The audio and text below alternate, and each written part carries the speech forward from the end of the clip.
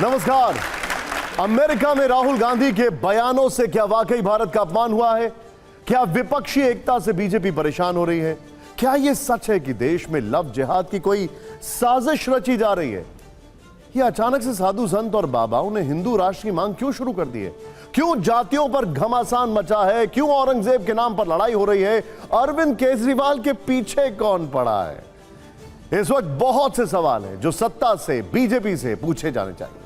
इसीलिए आज टीवी 9 भारतवर्ष के इस मेगा पॉलिटिकल शो में, अपने इस हाईटेक स्टूडियो में, हमने उन्हें बुलाया है जो पूरे दमखम से हर सवाल का जवाब देती हैं। स्वागत करते हैं देश की विदेश राज्य मंत्री, संस्कृति राज्य मंत्री, दिल्ली से लोकसभा सांसद, कानून की जानकार, बीजेपी की जोरदार वक्ता, जिन्हें कहते हैं नई दिल्ली की बेटी, आज देश के 5 संपादकों का सामना करने आ रही हैं केंद्रीय मंत्री मीनाक्षी लेखी जी।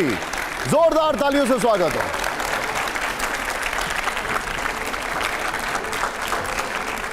मैम, स्वागत है आपका। Thank you very much. हमारे बहुत सीनियर 5 एडिटर्स हैं। मैम बैठिए, प्लीज बैठिए। Thank you. मीनाक्षी जी, मेरे साथ हैं ज्योति जी, मेरे साथ हैं अंशुमन जी, मेरे साथ हैं राजगोपालन जी, मेरे साथ हैं रामकृपाल जी और मेरे साथ हैं संदीप जी। अब सबसे पहला सवाल तो मीनाक्षी जी ये है कि प्रधानमंत्री जी जाने वाले हैं अमेरिका, बहुत बड़ा ऑनर है, लेकिन देश के लिए इस ट्रिप से क्या टेक अवेज होने वाले हैं? आप इसको कैसे देखती हैं? देखिए, जब देश की छवि बढ़ती है तो पहली बात तो यह है कि कोई भी देश आज के समय में जो अंतर्राष्ट्रीय या ग्लोबल समय है ग्लोबलाइजेशन का, उसमें एक आप आइसोलेटेड आइलैंड नहीं हो सकते कि आप अपने आप में एक द्वीप बनकर अंदर बैठे हैं। ऐसा समय नहीं है। तो आपको दुनिया भर में अन्य देशों से, अन्य लोगों से कोई ना कोई कांटेक्ट, कनेक्ट रखना होता है और देश के लाभ के लिए, देश के फायदे के लिए आपको सबके साथ मिलकर काम करना होता है। तो जब देश की छवि दुनिया में बेहतर दिखाई देती है तो अल्टीमेट फ़ायदा जो है उसका वो भारतीय जनता को ही प्राप्त होता है। बहुत सारे उदाहरण हैं मेरे मन में, पता नहीं समय कितना ये लोग देंगे, नहीं तो एक उदाहरण मैं आपको देना चाहती हूँ जो अभी हाल ही का उदाहरण है। मान लीजिए यूक्रेन में 20-25 हज़ार भारतीय फंसे हैं, जिसमें 20,000 के आसपास यंग बच्चे हैं, आपकी उम्र के लोग हैं, और वहाँ पर युद्ध छिड़ गया। अब युद्ध पर तो हमारा कोई कंट्रोल नहीं है, हम चाहें भी तो कुछ नहीं कर पा रहे, लेकिन भारतीय नागरिक अपने बच्चों को हमें वहाँ से निकालना है। तो आसपास के 5, 6, 7 देश जिसको हमने बेस बनाकर वहाँ से बच्चों को बाहर निकाला, फिर उनको वहाँ पर 1 रात, 2 रात, 3 रात, 5 रात, जब तक अगली फ़्लाइट आती है तब तक रुकने की, खाने पीने की सुविधा वो सब प्रोवाइड करना है, वो किया। और जो देश आपस में लड़ रहे हैं इंडिविजुअली, वो देश आपस में दुश्मनी निकाल रहे हैं, लेकिन भारत की दोनों से दोस्ती है, दोनों से पहचान है, दोनों से संपर्क है। तो उन दोनों देशों से बात करके हमने कहा थोड़ा युद्ध विराम कीजिए ताकि हम अपने बच्चों को यहाँ से खींचकर बाहर ले जा पाए। और फिर उन 5-6 देशों में जो जिस बॉर्डर के नज़दीक था वहाँ पर अपने बच्चों को रखा और अगली फ़्लाइट उसकी अगली फ़्लाइट का इंतज़ार कर करके जो भी हालात हैं वहाँ भोजन, बाकी व्यवस्थाएँ करने का काम है, वहाँ पर वो सब किया गया।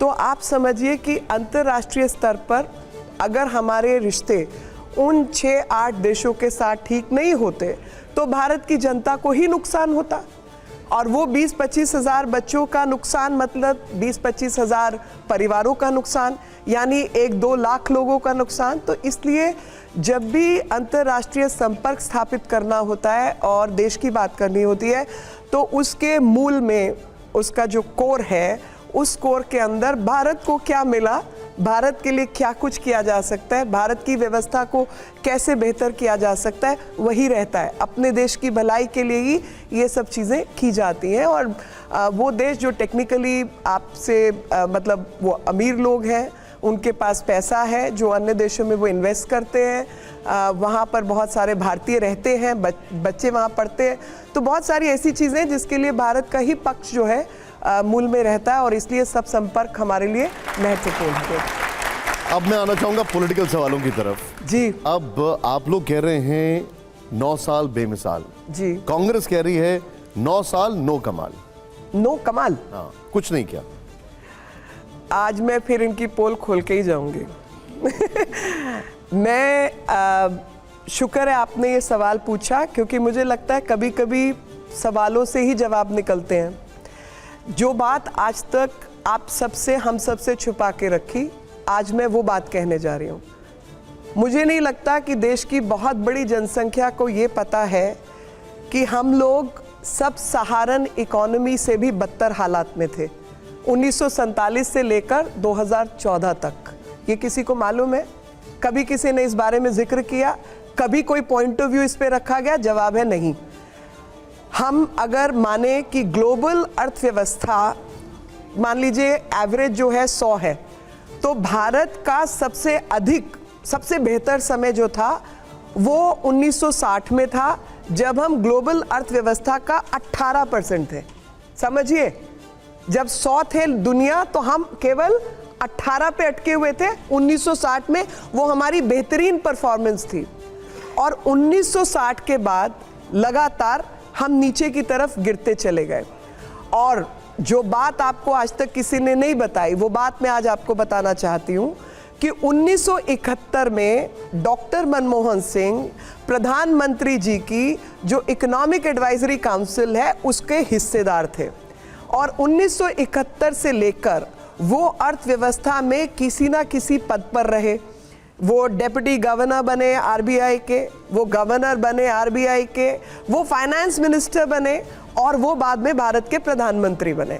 तो ये हालत थी उस व्यक्ति की जब 1960 से लेकर 1992 तक देश की अर्थव्यवस्था नोज डाइव कर रही थी। तो ये व्यक्ति किसी ना किसी पद पे थे। अर्थव्यवस्था के बुरे हाल के लिए जिम्मेवार कौन है जी? वो लोग जो उसकी पॉलिसी मेकिंग में शामिल हैं। और उसके बाद देखिए कि जो आज आपको हालात दिखाई देते हैं पाकिस्तान के, वो हालात से बदतर हालात आपके थे 1992 के अंदर। और जो बदलाव देश में आया वो डॉक्टर मनमोहन सिंह का कमाल नहीं था, माफी चाहती हूँ जी, वो कमाल था आईएमएफ का।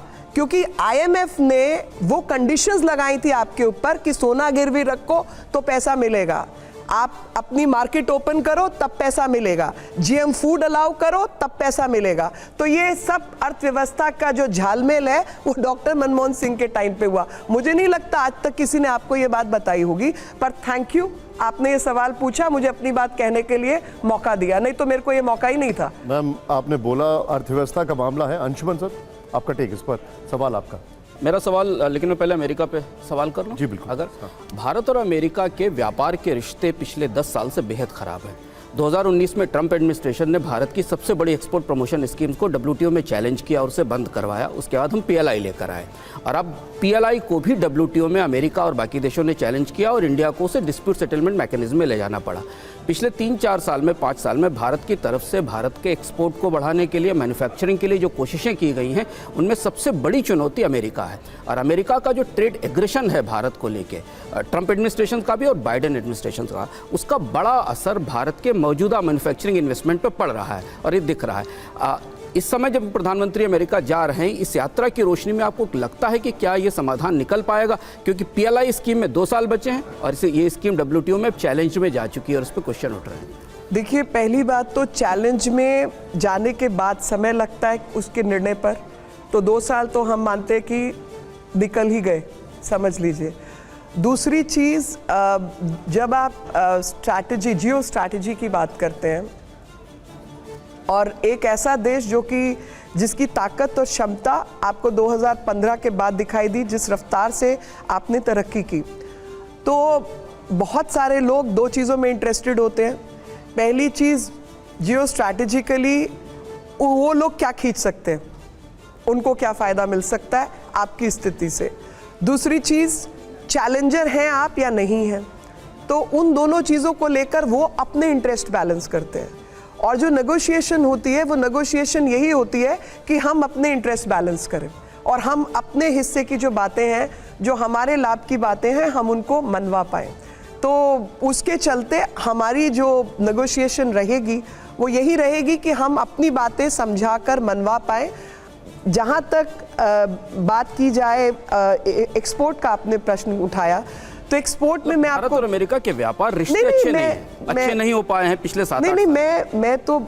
मैं आपकी बात से असहमत नहीं हूँ, लेकिन पहले से बेहतर हुए ये कहना चाह रही हूँ।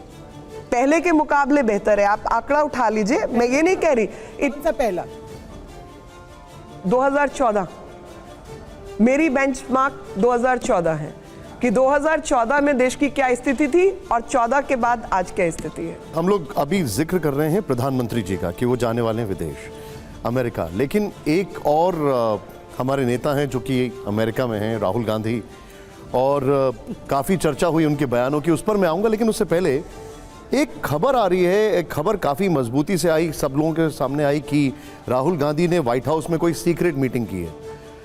आप विदेश राज्य मंत्री हैं, क्या सरकार को इस मीटिंग के बारे में कोई जानकारी है?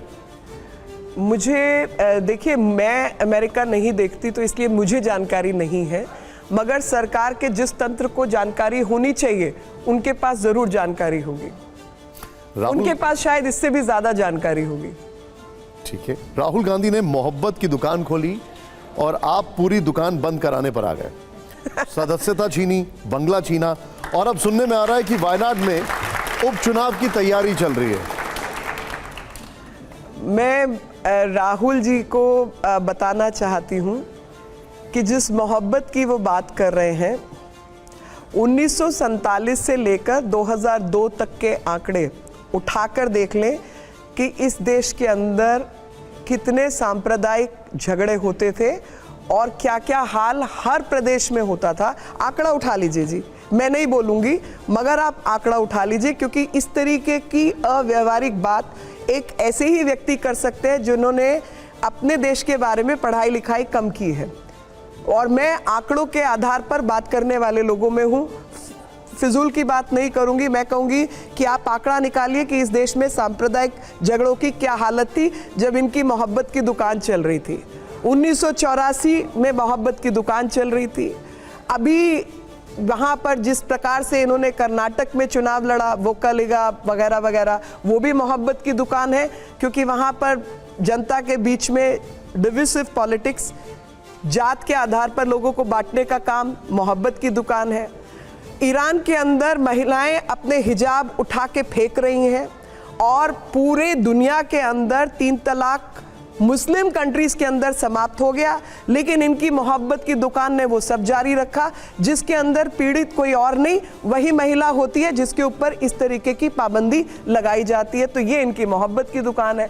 तो मैं मोहब्बत की दुकान नहीं बंद कर रही, मैं मोहब्बत की दुकान का सिला देने वालों की दुकान बंद कर रही हूँ। एक बात बताइए, राहुल गांधी अमेरिका में जाते हैं, एक प्राइवेट प्रोग्राम में कुछ बोलते हैं और वो कह दिया जाता है कि वो भारत के खिलाफ बयान है, वो भारत के खिलाफ हो गए। ये कहां तक तर्कसंगत है? देखिए, आप बयान उठा के देख लीजिए। पहली बात तो ये है कि जितने भी देश हैं, मतलब हमको एक परिप्रेक्ष्य समझना होगा। अंतर्राष्ट्रीय स्तर पर जब भी कोई जियो स्ट्रैटेजिक बात होती है या कोई भी खबर होती है, सब देशों की एम्बेसीज इस देश में हैं, काफ़ी देशों की, मतलब 2, 4, 5 के काउंसिल जनरल होंगे। आपके बारे में खबर इकट्ठा करना उनका काम है, वो सब इकट्ठा करते हैं, आपकी हर चीज़ के ऊपर वॉच करते हैं, ये काम ही उनका ऐसा है, ठीक है। अब वहाँ जाकर मैं ये कहूँ कि मेरे देश में जाति को लेके संकट है, अरे भैया संकट है तो 70 साल आज़ादी के बाद आपने भी राज किया, ख़त्म करने के लिए क्या क्या काम किया उसका हिसाब नहीं देंगे आप, क्योंकि आपको पता है देश की जनता आपसे सवाल पूछेगी कि आप पावर में थे तो आपने क्या किया, उसका तो हिसाब दे। वो कहते हैं कि अगर जो भारत में बोलते हैं तो माइक बंद कर दिए जाते हैं, बोलने नहीं दिया जाता, इसलिए वो अमेरिका में बोलते हैं। भारत में किसने माइक बंद किया? मैं मतलब कहना नहीं चाहती, बड़े सारे चैनल्स हैं भाई, सब जानते हैं, और मैं उसका बुरा भी नहीं मानती, बिल्कुल बुरा नहीं मानती। हर पार्टी को, हर व्यक्ति को अपनी बात कहने का अधिकार है, कहिए, और सुनने का भी होना चाहिए। आप आके खड़े होंगे बोलेंगे चौकीदार चोर है, तो भाई फिर सुप्रीम कोर्ट हम भी जाएंगे या नहीं? माफी भी मांगेंगे ना आप? और कितनी बार, कितना पाप करोगे भाई, कितना पाप करोगे। मुझे तो कृष्ण जी याद आते हैं कि कितनी गाली दी थी, कितनी गालियां, क्या नाम था उसका, शिशुपाल। शिशुपाल। और अल्टीमेटली शिशुपाल वध हुआ कि भाई 1000 गाली माफ है तेरे को, अब तू रोज ये काम करेगा तो कुछ तो इलाज होगा ना तुम्हारा। ज्योति मैम।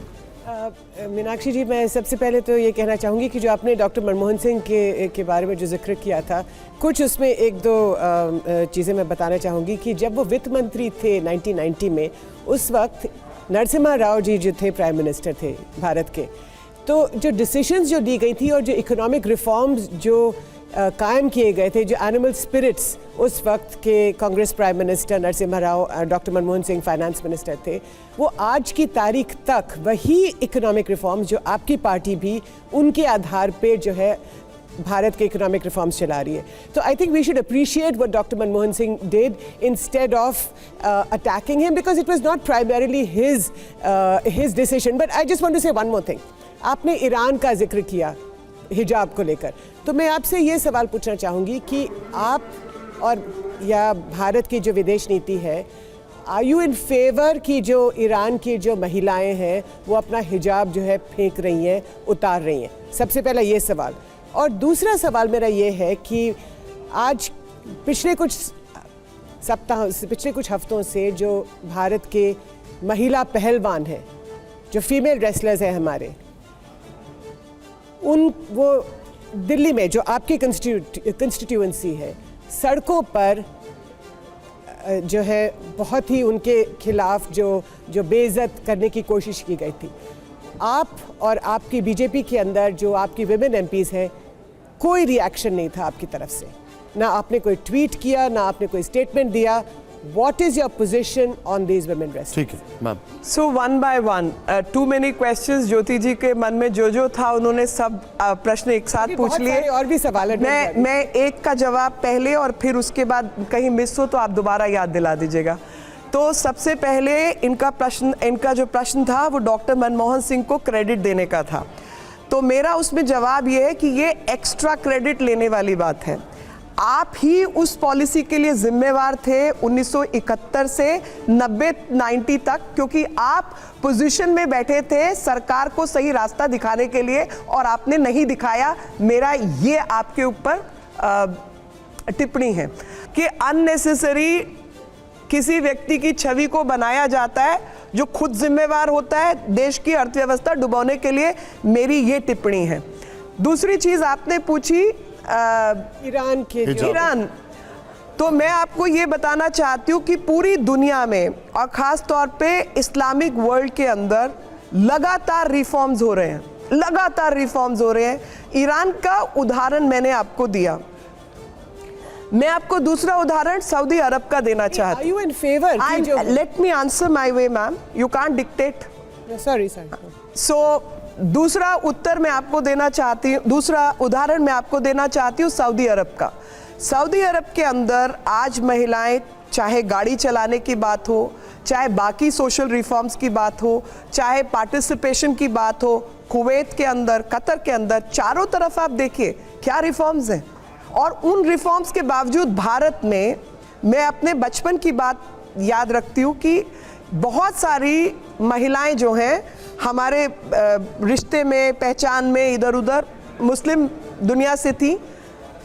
हम लोग एक ही जैसे हैं क्योंकि हम कल्चरली एक हैं। उस कल्चर को कहीं ना कहीं, फॉरेन कल्चर को जब लाया जाता है और अलग दिखने का प्रयास किया जाता है, वो समाज के लिए ठीक नहीं है जी। यहाँ पर मुस्लिम औरतें साड़ियाँ पहनती थी।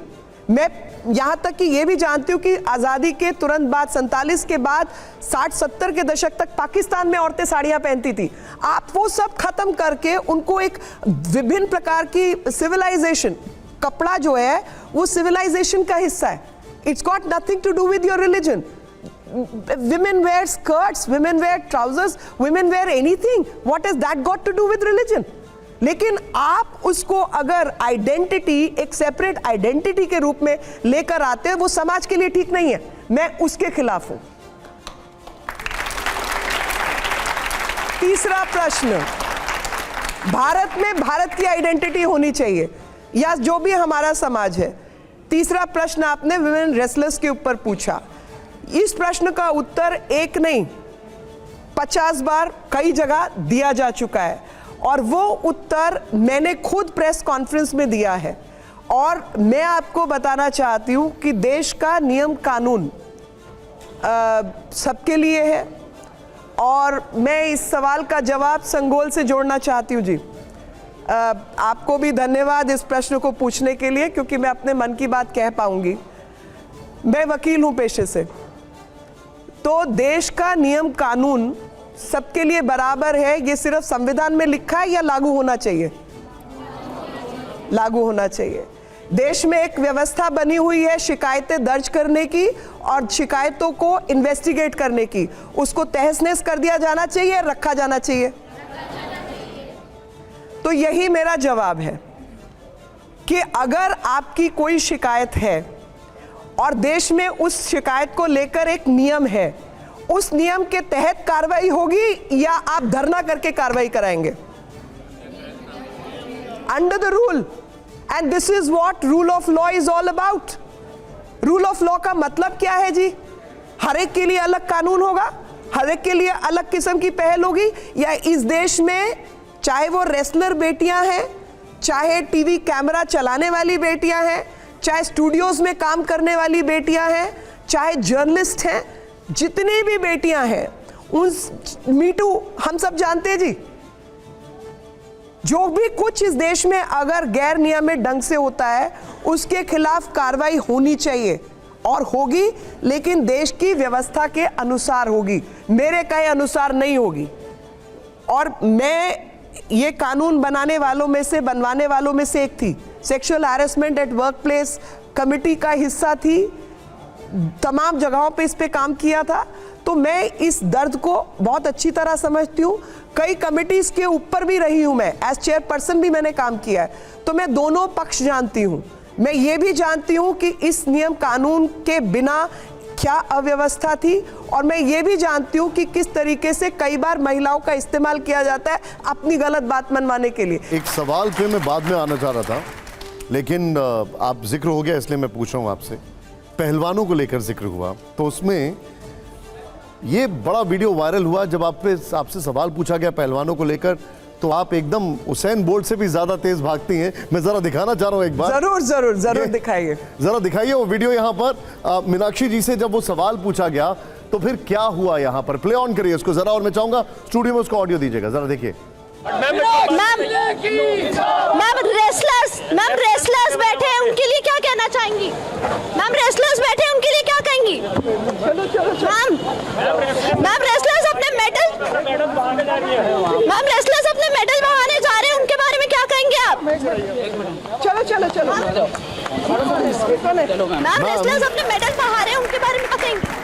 कानून नियम प्रक्रिया चल रही है। मैम देश का मान है ये रेसलर्स, और जब इनको लेकर सवाल पूछा गया तो ऐसा लग रहा है जैसे आप मैराथन दौड़ रही हैं। क्या था ये?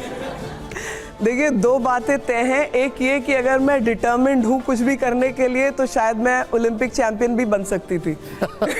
मैं एक्चुअली मैराथन दौड़ सकती थी, पर मैंने वो रास्ता लिया नहीं। लेकिन ये जो पक्ष है ये पूरा नहीं दिख रहा। मैं आपको ये मतलब thank you for playing this. इससे एक दिन पहले की मेरी प्रेस कॉन्फ्रेंस अगर आपके पास है तो वो क्लिप भी आप दिखाइए। इससे एक दिन पहले मैंने बैंगलोर में प्रेस कॉन्फ्रेंस की है। मेरे से यही सवाल पूछा गया कि रेसलर्स के बारे में आपने क्या कहना है। उसके जवाब में मैंने ठीक वही जवाब दिया जो मैंने आपको अभी दिया, और इसमें भी दौड़ते दौड़ते मैंने कहा कि rule of law will take its own course. ये कहते हुए मैंने दौड़ा है, और दौड़ने के पीछे आपको कारण बताती हूँ। हुआ ये कि वो 30 तारीख का दिन है, मुझे अभी भी याद है। 30 मई को मंत्रियों की ड्यूटी लगी थी एक घंटा मीडिया पे बैठने की, लाइव मीडिया पे। मेरी ड्यूटी थी 6:30 से 7:30 तक की। मैंने कहा था कि मैं पार्टी ऑफिस पहुंच जाऊंगी, आप सारे चैनल्स को उधर ही बुला लीजिए, तो जिसके जो सवाल होंगे एक एक करके मैं जवाब दे दूंगी। ये पब्लिक में प्रोग्राम हुआ हनुमान मंदिर के अंदर। हनुमान मंदिर का कार्यक्रम मैंने ख़त्म किया, और आप मतलब आज सभी लोग फोटोग्राफर हैं, सबके हाथ में फ़ोन है और सब सेल्फी करते हैं, और वो मेरे ही अपने लोग हैं, वो सब मेरे अपने भाई बहन हैं, मेरे क्षेत्र के लोग हैं। 20-25 मिनट सेल्फियों में लग जाते हैं। तो मैं अपना भाषण देकर मैंने घड़ी देखी, वो 7 मुझे वही बज गए थे। 6:30 का मेरा टाइम था, 7 मुझे बज गए थे। हल्की हल्की बारिश शुरू हो गई थी, तो मैंने पहले ही दौड़ना शुरू किया हुआ था। ये बात की बात है, ये मैं पहले ही दौड़ रही थी। और उस दौड़ने के बाद में ये महिला पत्रकार भी नहीं है मैं, क्योंकि अभी पत्रकार जो है वो सभी पत्रकार हैं और कोई पत्रकार नहीं है। ये आपके लिए चैलेंज है कि कोई भी एक फोन हाथ में लगा के, माइक हाथ में लेके पत्रकार बन रहा है। आपके यहाँ कोई सर्टिफिकेशन का मेथोडोलॉजी नहीं है। 140 करोड़ पत्रकार है, मैं वही कह रही हूँ। तो फोटोग्राफर अब मैं आपके मतलब कोई उस पे मापदंड नहीं है कि कौन पत्रकार क्या सवाल। ये इस सवाल का जवाब एक दिन पहले दिया जा चुका है। मैं दौड़ रही हूँ पहले से, पीछे से वीडियो आता है, पीछे से पूछा जाता है आपको महिला पहलवानों के बारे में क्या कहना है। Law will take its own course, दौड़ना चालू। लेकिन मैम एक बात, लेकिन ये जो मिसरिप्रेजेंटेशन है, ये मिसरिप्रेजेंटेशन बहुत सारी पोल खोल रही है इस देश की। ये मिसरिप्रेजेंटेशन पोल खोल रही है कि पत्रकारिता को आपने कहाँ रिड्यूस कर दिया है। ये मिसरिप्रेजेंटेशन पोल खोल रही है कि फेक वीडियोस कैसे चलते हैं। ये मिसरिप्रेजेंटेशन फेक न्यूज़ बता रही है। और ये मिसरिप्रेजेंटेशन ये भी बता रही है कि जब आपके पास कुछ नहीं बचता तो आप व्यक्ति की छवि धूमिल करने के लिए क्या कुछ कर सकते हैं। आपने जो बताया मैम, एक और मैं आपको एक हमने ढूंढने की कोशिश की, वो वीडियो तो नहीं मिला लेकिन उसका एक क्लिप मिल गया। अब एक जगह आप भाग रही हैं और दूसरी जगह आप शायद डांस कर रही हैं। जरा दिखाइए वो क्लिप जरा यहाँ पर। वो अब ये क्या है, ये क्या था मीनाक्षी जी? अब आप ये बताइए, ये मैं हूं? ये मैं हूं? This is fake news. वही गैंग ये फेक न्यूज भी चला रहा है। जो गैंग ने पहला वीडियो चलाया, ये नहीं बताया कि उस सवाल का जवाब मैं दे चुकी हूं। और आज भी आपके मंच पे मैंने उस सवाल का जवाब दिया। किसी महिला की कोई और वीडियो में ये कहकर ये मीनाक्षी लेखी डांस कर रही है। अब मैम एक और चीज है, अब बताइए एक्शन होना चाहिए या नहीं? फेक न्यूज के खिलाफ एक्शन होना चाहिए। चलिए एक और क्लिप है। अब ये बताया जा रहा है कि आप इसमें सो रही हैं। अब इसका भी मैं जवाब देती हूँ। देखिए 9 साल की प्रेस कॉन्फ्रेंस है। हाँ, 9 साल की प्रेस कॉन्फ्रेंस डॉक्टर जयशंकर कर रहे हैं। तो मेरा नॉर्मल रिएक्शन पता है इस पे क्या होता?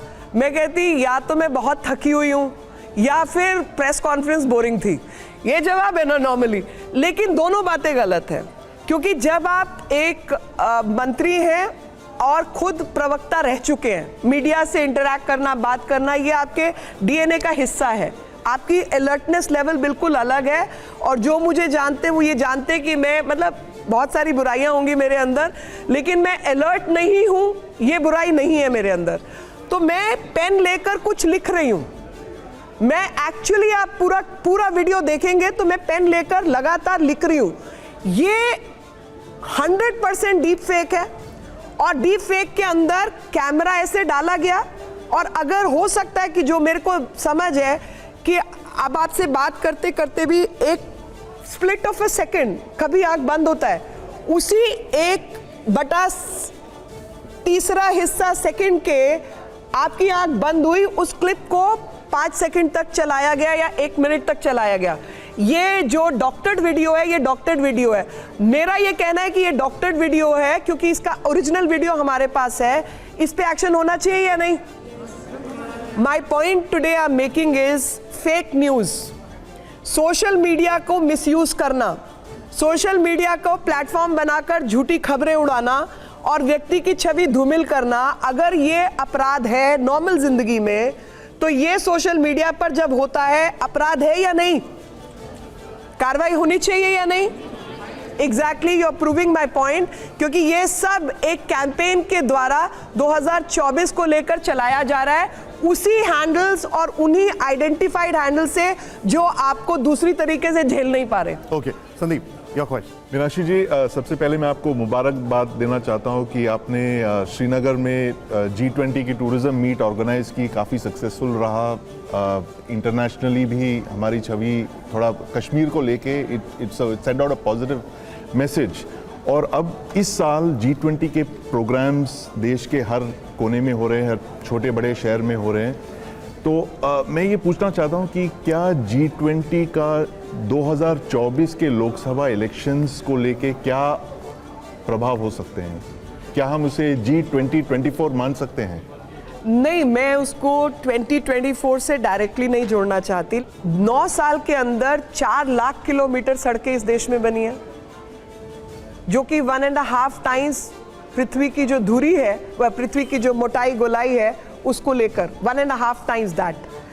तो G20 हमारी जो ताकत है, हमारी जो क्षमता है और जो हमारी कैपेसिटी है उसके लिए आवश्यक है। G20 में दुनिया के लिए संदेश है कि हम तरक्की कर भी सकते हैं और तरक्की की रफ्तार भी हमारी बहुत बेउम्दा हो सकती है। मैम, हमारे एडिटर सवाल पूछे, मैं आप सबके पास आ रहा हूं, लेकिन हमारा एक सेगमेंट है, ये रैपिड फायर है मैम।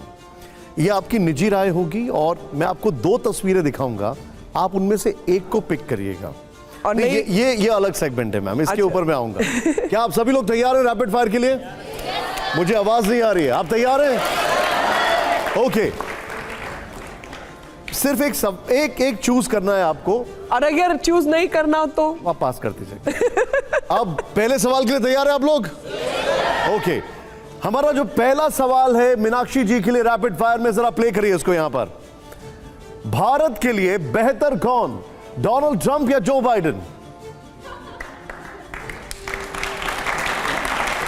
जवाब दे दूं? भारत के प्रधानमंत्री, जो दोनों से काम निकाल सकते हैं। ओके, दूसरे सवाल के लिए तैयार है आप लोग? दूसरा सवाल प्ले ऑन करिए जरा इसको यहां पर। बड़ा स्वतंत्रता सेनानी कौन, महात्मा गांधी जी या विनायक दामोदर सावरकर जी? स्वतंत्रता सेनानी में अगर सेना आई है, सेना का मतलब युद्ध, सेना का मतलब रेजिस्टेंस, सेना का मतलब लड़ाई झगड़ा भी, कॉन्फ्लिक्ट बेसिकली, तो वो सावरकर। और गांधी जी जो हैं वो रास्ता नेगोशिएट करने वालों में से थे। ये मेरी राय है, निजी राय है। Okay okay. और समाज में जैसे अनटचेबिलिटी और जो बाकी स्वदेशी कुरीतियां, वो सब का जो काम जोड़ने वाला काम है वो गांधी जी का है। ओके, अगला सवाल तैयार है आप लोग? बहुत धीरे आवाज आ रही है, आर यू रेडी? मैम, मेरा अगला सवाल, और ये बड़ा इंटरेस्टिंग है, बेहतर मुख्यमंत्री कौन, शीला दीक्षित या अरविंद केजरीवाल?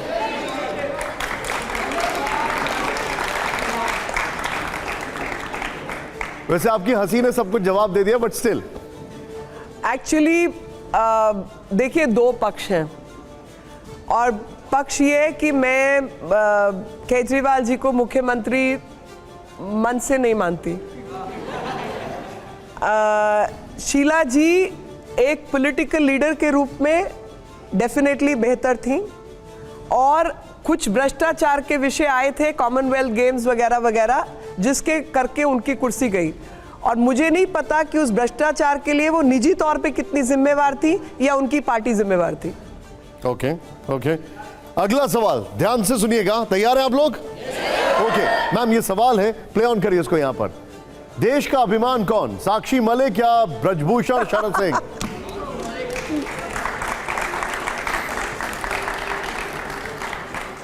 देखिए, ये तो कानून तय करेगा, और उसका कारण बता देती हूं कि देश के लिए मेडल लाना और उन मेडल को लाने की व्यवस्था खड़ा करना दोनों महत्वपूर्ण है। तो ब्रिजभूषण ने वो व्यवस्था खड़ा करने में, पहलवानों को आगे बढ़ाने में बहुत काम किया। अगर वो काम नहीं हुआ होता तो पहलवान तो पहले भी लड़ते थे, मेडल नहीं आते थे। साक्षी मलिक मेडल लेके आई, तो उनका जो निजी काम है वो भी बहुत ज़रूरी है, क्योंकि सेल्फ डिसिप्लिन के बिना आप मेडल नहीं जीत सकते। तो देश के अभिमान में दोनों का हाथ है, यहाँ तक रेसलिंग का विषय है। लेकिन कौन कितना सच झूठ जालमेल है, उससे मान और अभिमान दोनों तय होंगे, और वो मेरा काम नहीं है, वो कोर्ट कचहरी का काम है। ओके मैम, अगले में आपको एक चूज करना होगा, प्लीज जरा बताइएगा। रेडी आप लोग? अगला सवाल प्ले करिए इसको जरा, ये भी बड़ा इंटरेस्टिंग है।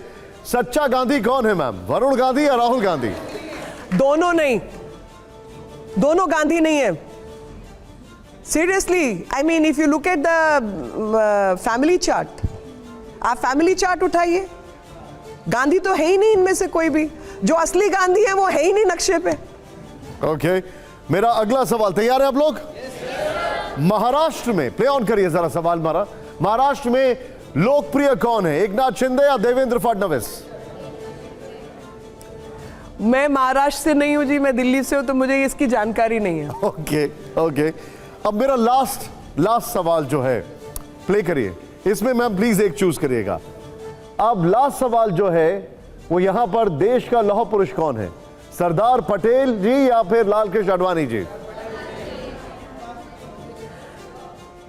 लौह पुरुष की जो परिभाषा आई थी वो सरदार पटेल से आई थी, क्योंकि मतलब समय काल में वो पहले थे, लेकिन जब कांग्रेस के प्रति रेजिस्टेंस की बात आई थी तो आडवाणी जी ने अपने समय पे उसको रेजिस्ट किया। तो समय मतलब अगर दोनों आपको अपने एक चुनना हो तो? नहीं, दोनों में ऐसे, मैंने आपको पहले ही कहा था कि कुछ सवालों का जवाब में यस और नो नहीं होता। Point ma'am. अब मेरे जो हमारे साथ जो एडिटर्स हैं उनसे Rajagopalan sir please go ahead. जी, ट्विटर को जो सीईओ है, पुराना CEO, he has been accusing you of Jack bringing Dorsey. pressure on the farmers agitation. इसके ऊपर विदेश मंत्रालय का क्या रीति है? Twitter actually information technology act का हिस्सा है, और इंफॉर्मेशन टेक्नोलॉजी जो मंत्रालय है ये उनका काम है। इंफॉर्मेशन टेक्नोलॉजी मंत्रालय के मंत्री, गवर्नमेंट ऑफ इंडिया ने प्रेशर लेके आया। मैं जवाब दे रही हूँ सर। राजीव चंद्रशेखर जी उसके एमओएस हैं, उन्होंने इसके ऊपर प्रेस कॉन्फ्रेंस करके अपना बयान दे दिया है। आप मेरी निजी राय मांगेंगे तो मैं आपको निजी राय दे सकती हूँ, और मेरी निजी राय है क्योंकि मैं data protection, personal data protection act की जो कमेटी थी उसकी भी चेयरपर्सन रही हूँ, तो कुछ जानकारियाँ मेरे पास हैं। उसी जानकारी के तहत मैं कहूँगी कि एलन मस्क ने जब ट्विटर कंपनी को खरीदा तो उन्होंने ट्विटर फाइल्स खोली अमेरिका के अंदर, मगर भारत के अंदर ट्विटर फाइल्स अभी तक खुली नहीं है।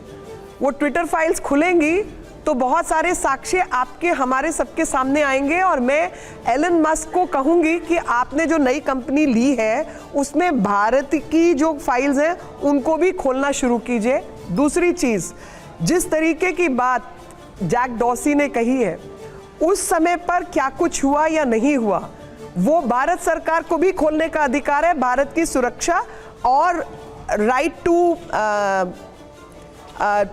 क्या कहना चाहिए, फ्री कम्युनिकेशन। तो जो एल्गोरिदम्स हैं वो मैनिपुलेटेड हैं, वो चीज़ें सामने हैं या नहीं है, भारत की सरकार उसको खोल के देख सकती है। मैम, जैक डॉर्सी तो खुद ही अपना डेटा इलॉन मस्क को नहीं दे पा रहे थे, जो स्पैम डेटा उनसे मांगा जा रहा था फेक अकाउंट्स का। रामकृपाल सर। मीनाक्षी जी, एक तो ये है कि बीजेपी हमेशा मानी जाती रही है कि बीजेपी एक पॉलिटिकल नैरेटिव सेट करती है और बाकी पार्टियां रिएक्ट करती हैं। यानी आप एक्ट करते हो, चाहे मंदिर यहीं बनाएंगे या अच्छे दिन आएंगे, सबका साथ सबका विकास, लेकिन जब कोई विदेशी नीति पर जिस तरह से आप उसको लेफ्ट लिबरल कहिए, जो भी कह लीजिए, जो वेस्टर्न इंस्टीट्यूशंस हैं जिस तरह से वो हमारे बारे में बात करते हैं, या राहुल गांधी गए, अगर वो एक ब्रिटेन में एक वाक्य कह देंगे या हमें यूएस में एक वाक्य कह देंगे, तो जिस तरह से बीजेपी रिएक्ट करती है, ऐसा लगता है कि आप आउट ऑफ प्रोपोर्शन नहीं जाते हैं। अगर राहुल गांधी ने कोई एक बात वहाँ जाके कह दी, उस पर इतना ज़्यादा हंगामा, कम से कम मासेस की बात मैं नहीं करता, लेकिन क्लासेस के अंदर जैसे लगता है कि बीजेपी बहुत डिफेंसिव है। एक सवाल तो इस पर आप जो भी कहना हो कहिएगा। दूसरा मेरा ये कहना है कि चूंकि आज ही की हेडलाइन है, मैं एक आपको मानता हूँ बीजेपी की बहुत वरिष्ठ नेता, ये जो कॉमन सिविल कोड की बात हो रही है, यूनिफॉर्म सिविल कोड, ये 2024 के इलेक्शन से पहले कोई ऐसा एजेंडा आ जाएगी, या इसको एक 2024 के इलेक्शन तक इसको एक इशू बनाया जाएगा और उसके बाद, इसमें आपका क्या कहना है? देखिए, पहली बात तो मैं अगर उल्टा शुरू करूं, यूनिफॉर्म सिविल कोड जो है वो हमारा एक एजेंडा है, आज से नहीं, जब से पार्टी बनी है। और दुनिया के किसी भी देश में सिविल कोड अलग अलग है ऐसा नहीं होता जी। उनके यहाँ कानून एक ही होता है सबके लिए और सबको उसमें बंधना होता है। तो यूनिफॉर्म सिविल कोड तो जब से पार्टी 1980 में बनी तो वो इस मुद्दे को लेकर बनी। 370 हमारा मुद्दा था, जो हम अपना वचन पूरा करने वाली, जो प्रॉमिसेस टू डिलीवरी वाली बात है, वो वहां से स्थापित होता है कि 370 हटाएंगे, ये हम पहले से कहते थे। नहीं, ये तो मेरे को मेरी तरीके से मेरी बात कहने दीजिए। ठीक है। तो 370 हटाएंगे, ये हमारा एजेंडा था और उसको हमने पूरा किया। Promises to delivery. राम मंदिर बनाएंगे तो हमसे लगातार प्रश्न होता था, अभी आपने अडवाणी जी का फोटो दिखाया था इसलिए बता रही हूँ कि भाई मंदिर बनाएंगे मगर तारीख नहीं बताएंगे, ये हम पर लांछन आती थी। तो अब हमने तारीख भी बता दी, शिलान्यास भी कर दिया और 24 से पहले मंदिर भी बना देंगे।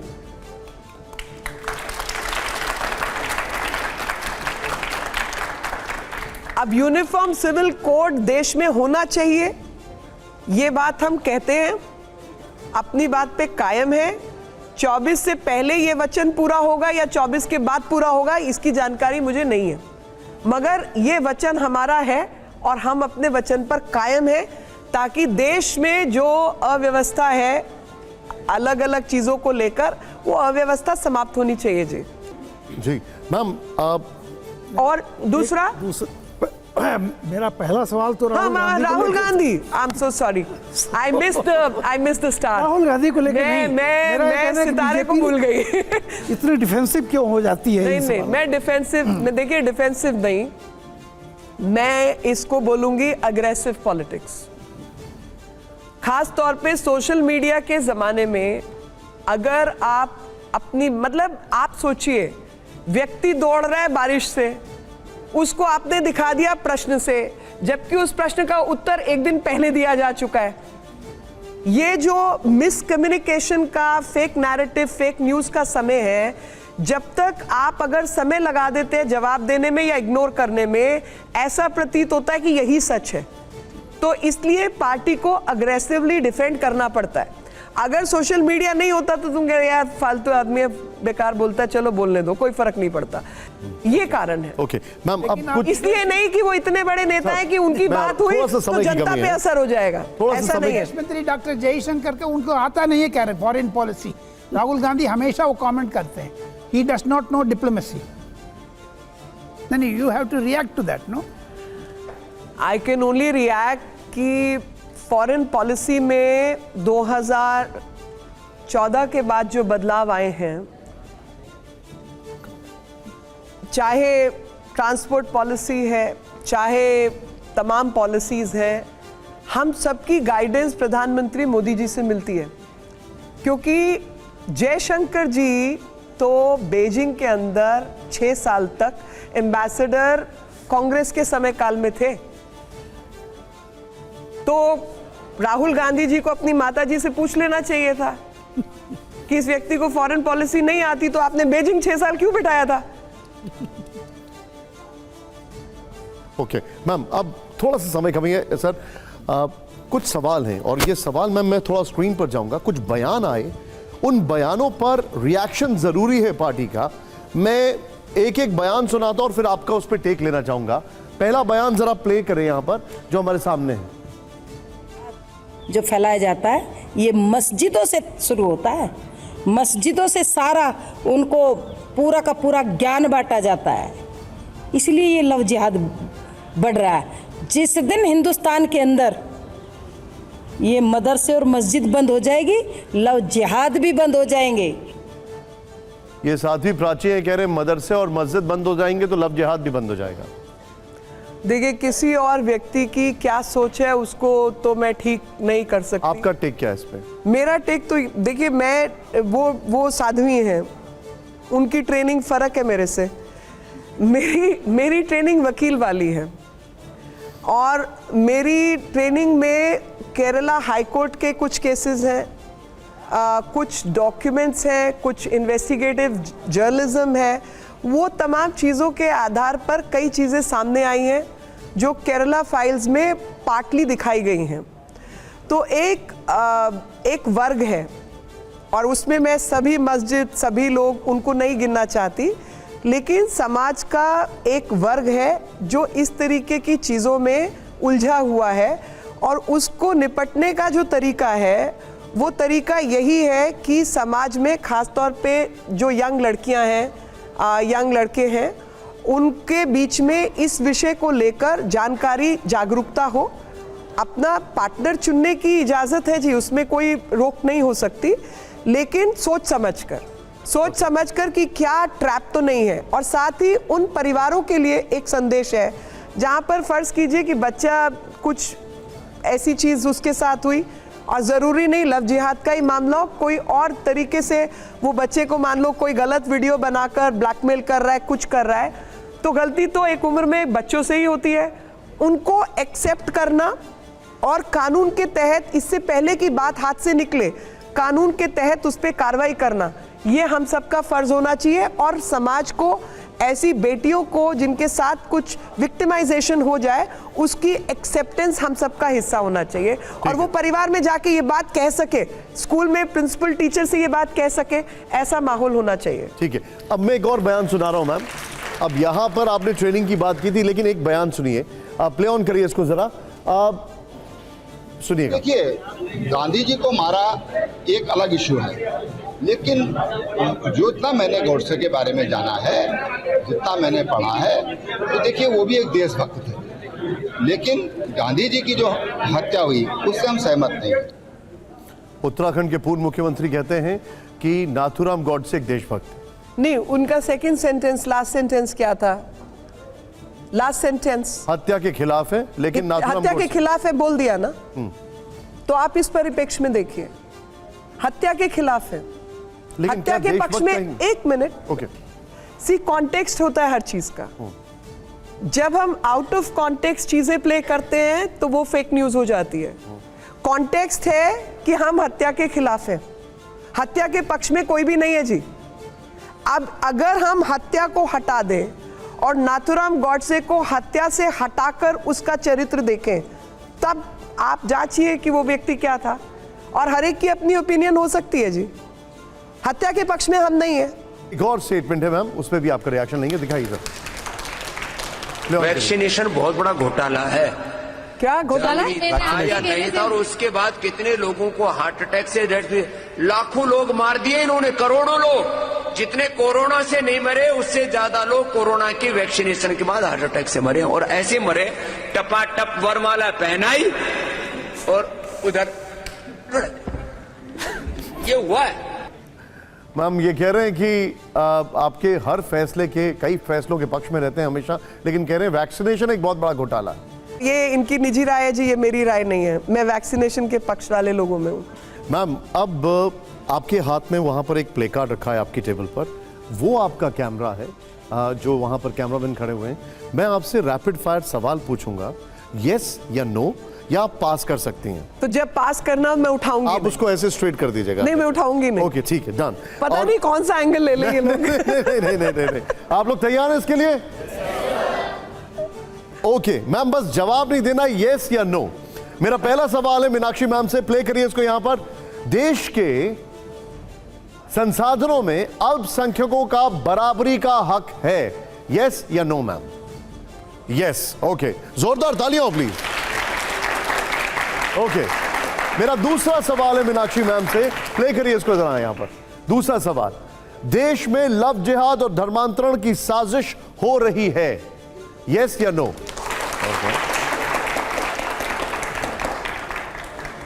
अगला सवाल मैम जरा देखिएगा, ताजमहल में तेजो महालय की थ्योरी सच्ची है, यस या नो मैम?